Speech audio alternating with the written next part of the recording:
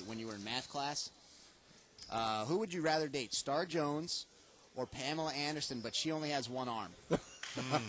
I'm going to go with Pamela Anderson with one arm. I would probably go that way, too. Maybe with 0 arms. No arms? That is a tough scenario. Now, you know, the rumor was out that Dwayne Wade was dating Star Jones. And being a Chicago kid and Dwayne Wade from Chicago, I don't think we would do it that way. Did you just fall down on your knees and go, no?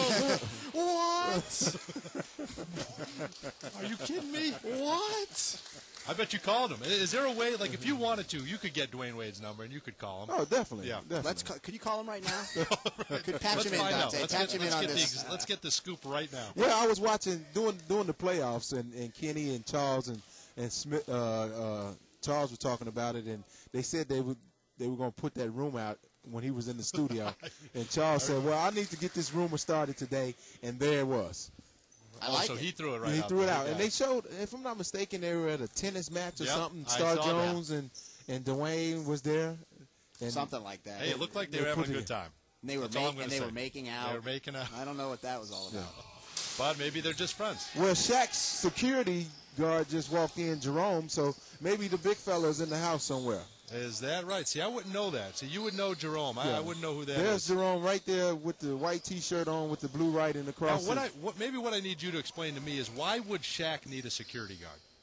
Why would somebody that massive need a security guard? Well, if you watch what's going on today, yeah, that's true. We all need security guards. That's true. You know? That's true. But Jerome is Shaq's uncle. He's a former New Jersey state trooper. So Jerome has been with Shaquille since his younger days in his career. So he's been around a long time, and I think he does very well. He goes with Shaq wherever Shaq goes. I mean, if he leaves out the house or he goes overseas, Jerome is there. Okay. Very good. And you need that. You know, we can go back to, Eddie Curry being robbed at his home. Yeah. Antoine Walker. And you look at the football player. Paul Pierce got stabbed. And you look at the football player. That just died. Yeah. That's right. It's just so much happening out here today. So you have to be extremely careful. Nick, here's a good question from Ron the Thief. Ron the Thief is a regular contributor to our show when we actually have one. Mm-hmm. He says, if we take the current Magic roster and added Nick Anderson in his prime, how many games would the Magic win and how far would they advance in the playoffs? He's thinking 81-1. Wow, how about that? Hey, thanks for the compliment. That's a pretty good record. Well, where I think I would fit in with the current roster today, I would play good defense. You know, I wouldn't mind, again, in my day, I didn't mind regarding the Michael Jordans, the Reggie Millers, the Clyde Drexler. That was what was asked of me, and I had, I did it. So being out there with a young Dwight and Hito and Rashad, I think that would be very fitting. That's something that, in my opinion, I think we would need. And, one name has come up plenty times around here, and that's Corey Maggette. Yep. And I think for Corey Maggette fits that mold. He can score the ball, good free throw shooter, can hit the wide open shot, takes the ball to the basket like a Mack truck. Right. Can post up. So I think that much of Corey Maggette. So I think it would be a good fit.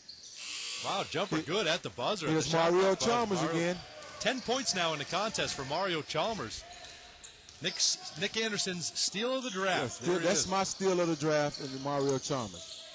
He got the word. He left Kansas as a junior, comes out early, thinking he's going to be possibly a lottery pick, certainly a first-rounder, get that guaranteed contract, drops to 50, and now you got a guy that's going to play the rest of his career with a chip on his shoulder. Yeah, exactly, and that's how some guys last. Mm-hmm. You got to come in this league with a chip on your shoulder saying, I want to show these teams, these GMs, what they passed up on. And so, a lot of guys come in the league with that chip on their shoulder and last a very long time. So I think he has that chip on his shoulder.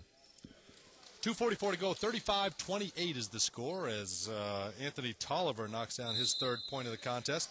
Dante and Galante at OrlandoMagic.com. That's DANTE and GALANTE at OrlandoMagic.com. Oh, I spoke too soon. Audrey just sent me an email saying that the site was buffering up at her desk, gotcha. so she didn't even get her shout out. It was a long shout out too to Audrey.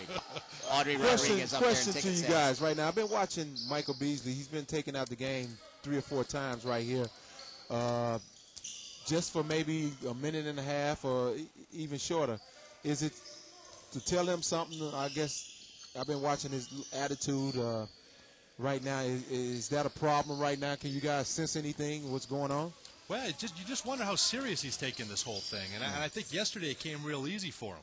He was able to score. Nobody could stay with him. And there's Sean Williams. There's his man, just rebounds and dunks it in. So how serious is he taking this contest? Yeah. I think that's a legit concern. And Sean Williams all of a sudden is. And New Jersey has cut this lead to 35-31 with 2 minutes to go here in the first half. So Beasley still without a field goal. So I think he thought for a second that the entire NBA would be as easy as it was yesterday. Well, he got to understand there's 82 games in this league, and you got to play tough. Now here's Mario Chalmers giving the help defense on the big man. You know, this guy's everywhere on the floor right now. Well, he had an incredible block last night too on was it Noah? Yes, he came down the lane and blocked Noah, which is embarrassing for Noah considering this guy's about 5'10". What these young men have to understand, you're out here trying out for a team. You're trying to showcase what you can do. You know, things might not work out for you on this